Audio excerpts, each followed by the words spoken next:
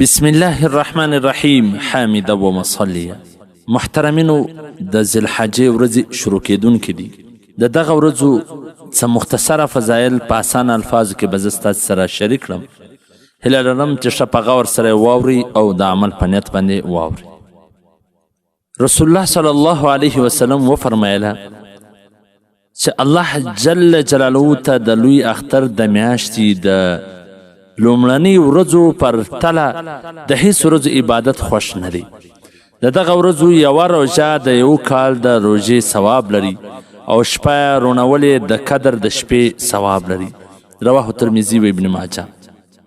حضرت سعید بن جبیر رضی الله تعالی عنه د حضرت عبدالله بن عباس رضی الله عنه څخه روایت کړوي چې رسول الله صلی الله علیه وسلم وفرمایله چې الله جل جلاله ته در ټولو غوره ورځ او په کومه ورځو کښې چې نیک اعمال ورته خوښ دي هغه د لوی اختر د میاشتې اولې 10 ورځې دي.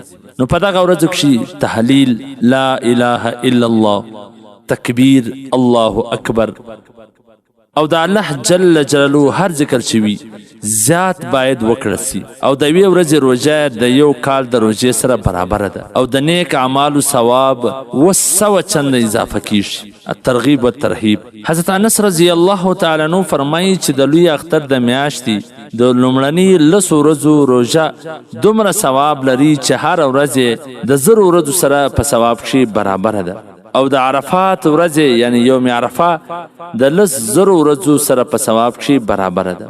رواه البیهقي نزهة المجالس صفحه نمبر 150. حضرت فضل بن عباس رضی الله تعالی عنه د رسول الله صلی الله علیه وسلم سره روایت کوي چې څوک د یوم عرفې په ورځ خپله ژبه، سترګې او غوږونه له ګناه څخه وساتي، الله جل جلاله به د راتلونکي عرفات یعنی د راتلونکي عرفې پورې به بخښنه ورته وکړي. نزهة المجالس صفحه نمبر 146. حضرت ابو قتاده رضی الله تعالی عنه روایت کوي چې رسول الله صلی الله علیه وسلم فرمایله چې د یوم عرفې د ورځې روژه زه داسې بولم چې د سړي د تیر او آینده را روان کال ګناهونه معافوي. رواه ترمذي جلد نمبر اول صفحه نمبر 93.